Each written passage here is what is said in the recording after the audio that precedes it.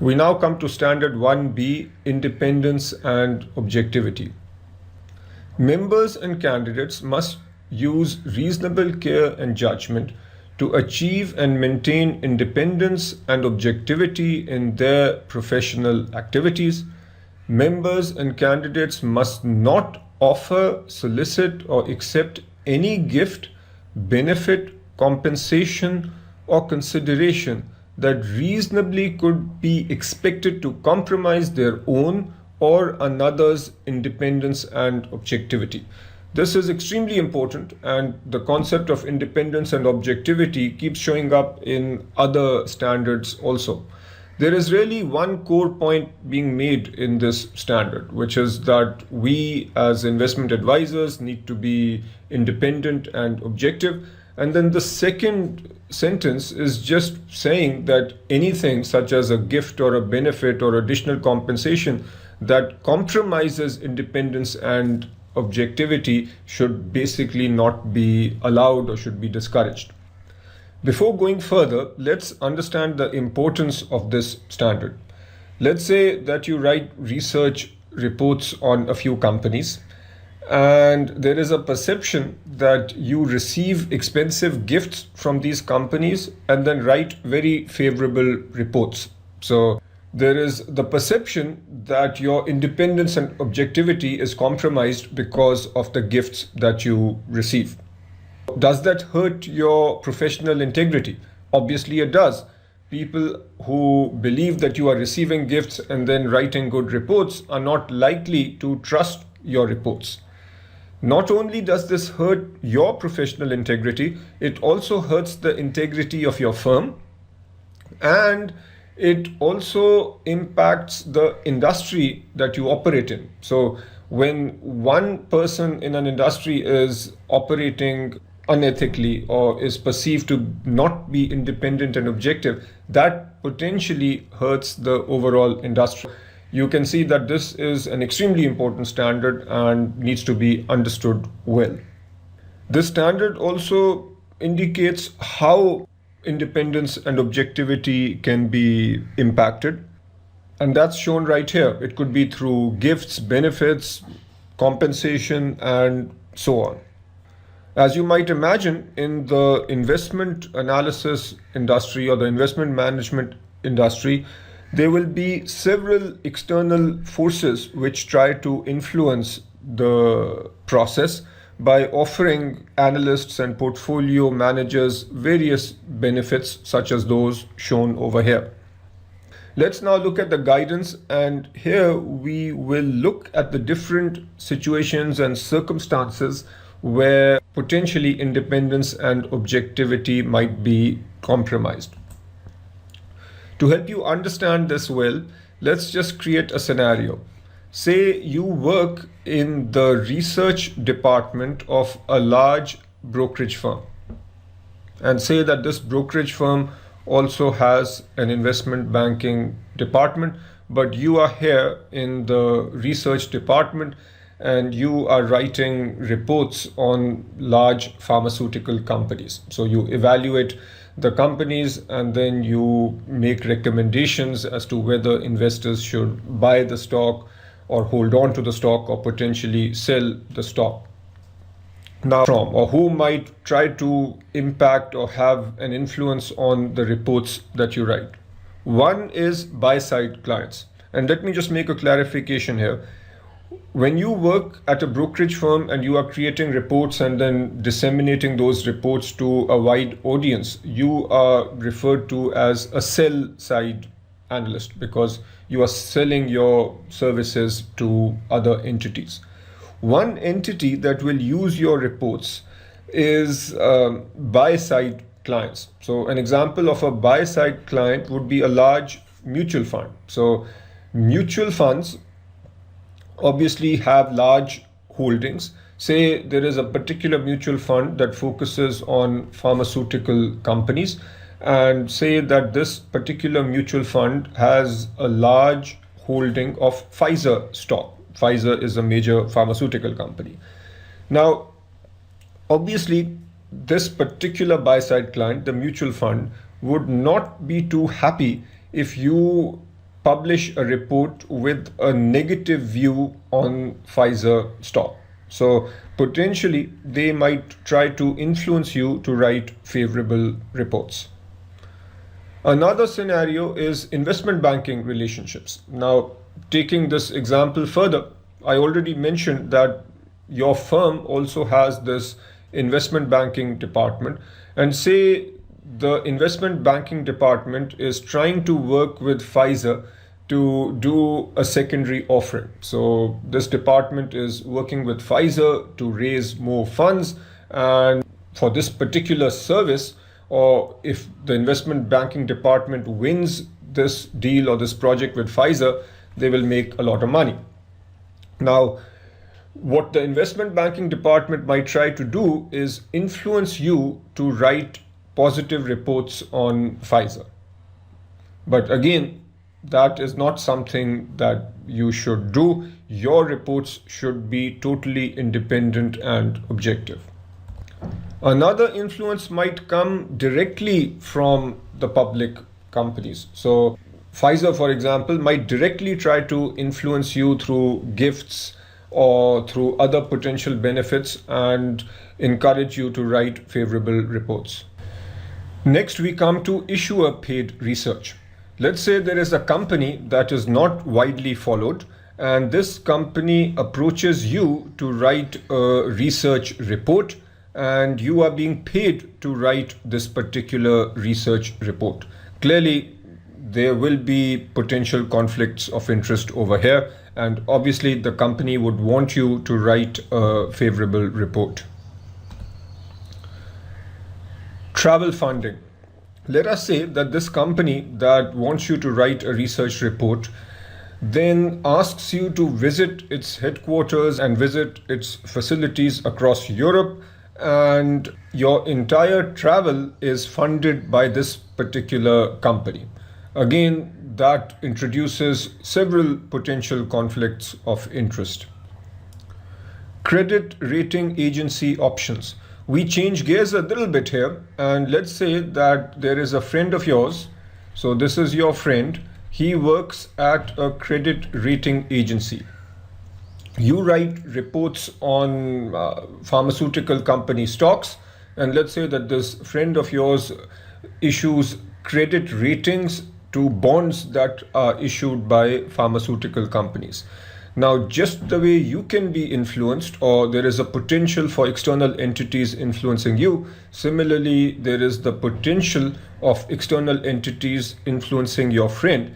Your friend is issuing reports or essentially giving a grade to the various bonds, and the issuer, the companies which are issuing the bonds, would want favorable reports and might try to influence your friend. Influence during the manager selection procurement process. Now, here there is another scenario. So let's say you have another friend who works at an asset management company. So this particular friend is a portfolio manager, and this entity, the asset management company where your friend is a portfolio manager, is approached by a large pension fund. This pension fund has substantial amounts of money and wants an asset manager to look after its plan assets. Now, there are potential issues on both sides here. Multiple asset management companies will be vying for this business, and there might be gifts exchanged which unduly influence the process. So one possible scenario is you have asset management company 1, which is where your friend works, and then company 2, company 3, and company 2 tries to influence the process by giving substantial gifts to the manager over here who is responsible for making the decision. So clearly in this scenario, there are potential influences from external entities. Brokerage houses. Now, coming back to the asset management company and the portfolio manager, this portfolio manager is obviously managing funds, and when he wants to have trades executed, he needs to go through a brokerage company. there might be several different brokerage companies that would obviously vie for this business, because brokerage companies make money by executing trades, and different brokerage companies obviously would want to get the business from the asset management company, and therefore there might be expensive gifts that they might try to give to portfolio managers in order to influence and encourage the portfolio managers to do business with them. We've talked about how external influences might impact the independence and objectivity of an investment manager or a portfolio manager. Now let's discuss the recommended procedures for compliance. And if these procedures are put in place, then that will help ensure the independence and objectivity of the investment management process. The first item has to do with protecting the integrity of opinions. If you have a supervisory position at a firm, you should try and establish policies such that every research report is unbiased and in fact reflects the unbiased opinion of the analyst. You should also encourage your firm to design compensation systems that protect the integrity of the investment decision process by maintaining the independence and objectivity of analysts. If you are a junior analyst and do not have much influence in the organization, then you need to develop your own procedure in order to ensure the independence and objectivity of your work. Next, create a restricted list. Now, this goes back to a discussion we had earlier about a brokerage firm, and I said that you are a research analyst here at the firm. Let's also say that two of the pharmaceutical companies that you are following also happen to be firms that are being approached by the investment banking group within your firm. One of the steps that your organization can take is to put those two firms on a restricted list. And that means that you will not be writing or presenting your opinions related to these two firms. You will simply be publishing reports with facts about these particular companies on the restricted list. And this helps avoid the potential conflict that we discussed earlier under investment banking relationships. Restrict special cost arrangements. Earlier we talked about issuer paid research and travel funding. And we said that there might be a situation where you are doing research on a particular company in order to come up with a report, and that company might pay for your travel expenses and perhaps have you transported on a corporate jet, make you stay in lavish hotels and so on, which clearly would impact your independence and objectivity, or at least there is a possibility that your independence and objectivity might be compromised. To avoid that situation, there should be some special cost arrangements. And what this means is that ideally your company should pay for your travel expenses. If the situation is such that there are no public hotels in the area where you are visiting, then it is all right for you to stay in the facilities provided by the company, as long as the facilities are not too lavish. And also, if there is no public transport available to the location where you need to travel to, then it is okay to accept a chartered flight offered by this particular organization that you are researching. So we need to be practical. Key point is to avoid anything that might potentially impact your independence and objectivity. Next item is extremely important: limit gifts, and this keeps coming up in questions. Note that this doesn't say that all gifts are wrong or that all gifts will impact independence and objectivity. We need to be careful about determining which gifts might impact independence and objectivity and which might not. In all the examples I talked about here, where an external influence is trying to impact your independence and objectivity, for example, you are writing the research report and a buy-side client, somebody at a large mutual fund, is trying to influence you, or if a public company is trying to influence you, then getting gifts from that entity would clearly be problematic. However, token gifts, small gifts, such as a company sending a calendar, that is okay. On the other hand, if you are working at an asset management company and your client is extremely happy with your performance and decides to give you some compensation, then as long as you keep your employer informed, those gifts potentially do not create any conflict of interest and they might be okay. But again, you need to make sure that your employer is aware of the gifts that you are getting. When you receive a gift from a client and disclose it to your employer, the employer can then make an independent judgment about whether that gift is impacting your independence and objectivity. Going back to receiving gifts from one of these entities, the recommended procedure is to establish strict limits based on local customs. For example, in some countries, the gift limit might be that anything under $25 is acceptable, but gifts over this value should not be accepted. This would mean that simple gifts like calendars and so on would be all right, because one would not expect a calendar to influence the independence and objectivity of a research analyst. The next point is restrict investments.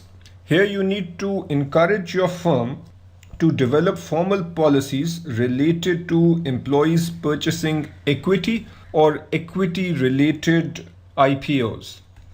Just to understand what's going on here, say you are writing a research report on a particular company and you know that you are going to issue a strong buy recommendation. Before issuing that recommendation, you purchase shares in that particular company because you expect the stock price to go up after your research report is published. Clearly, that would be problematic, and the company should have policies against such procedures. IPOs keep showing up on the CFA exam, and you need to be clear about this. Very often, firms help their clients with IPOs, and you might hear the term a hot IPO or an oversubscribed IPO. This is where the IPO is extremely popular, there's lots of interest, and generally the expectation is that after the IPO, the stock price will go up. So if people in your organization are involved in this process and they participate in the IPO in terms of buying shares for themselves, then potential conflicts of interest can creep in and the independence and objectivity of their research reports can potentially be compromised. Next item, review procedures.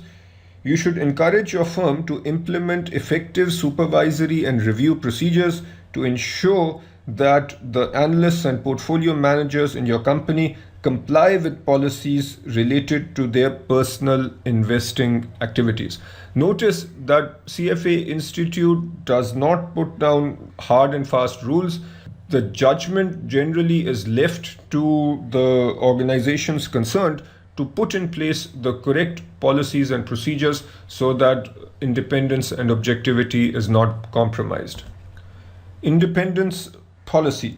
You should encourage your firm to establish a formal written policy on the independence and objectivity of research and implement reporting structures and review procedures to ensure that research analysts do not report to and are not supervised or controlled by any department of the firm that could compromise the independence of the analyst. Appointed officer. Ideally, firms should appoint a senior officer with oversight responsibilities for compliance with the firm's code of ethics and all regulations concerning its business. Firms should also provide every employee with the procedures and policies for reporting potentially unethical behavior, violations of regulations, or other activities that may harm the firm's reputation. So those are the main points related to independence and objectivity. I have essentially followed the sequence in the curriculum and in several places quoted from the curriculum. Your job now is to do the various examples. So read the examples, think about the appropriate course of action, and then read the comments.